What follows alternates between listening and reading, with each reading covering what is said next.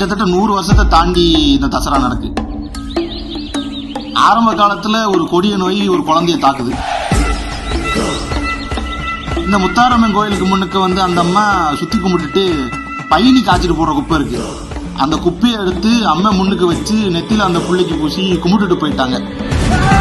கும்பிட்டுட்டு போன உடனே அந்த பிள்ளைக்கு கேட்டுட்டு முதல்ல அதுல இருந்த நிலக்காப்பு அள்ளி தான் முகத்துல பூசினாங்க.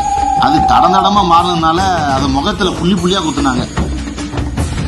பிறகு புள்ளி குத்துனவங்க பெண் வேஷம் கட்டினாங்க. அவங்களுக்கு அந்த முகத்தை மாத்தி காட்டி அவங்கள ரூபமாக்கி மாத்தி காட்டினாங்க.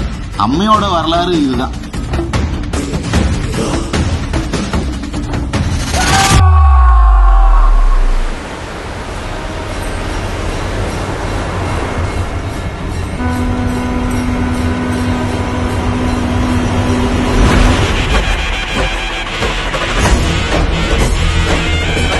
ஒரு முறை இந்த முத்தாரம்மைய தரிசனம் செஞ்சிட்டாங்கன்னா அவளை மனசுல நினைச்சாலே அடுத்த வருஷம் வரக்கூடிய பாக்கியத்தை தந்துடுவாங்க.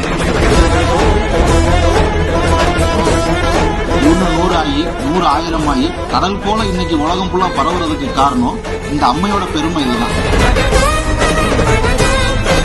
அகஸ்தியரோட சாபத்தால மனுஷன் உடம்பும் எருமையோட தலையும் வச்சு அவதாரம் எடுத்த மகிஷாசுரனை 10வது நாள் சூரசம்ஹாரம் செய்யறதுதான் இந்த விழாவோட சிறப்பு.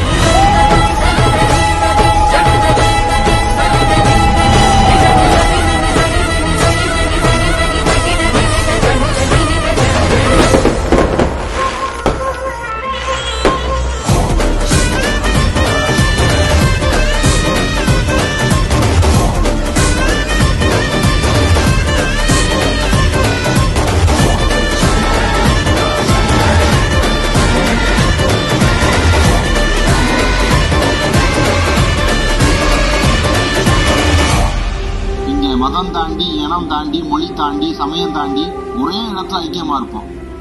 இந்த மக்கள் இன்னைக்கும் ஓடி வந்து அம்மைக்காக என்னன்னாலும் செய்வாங்க.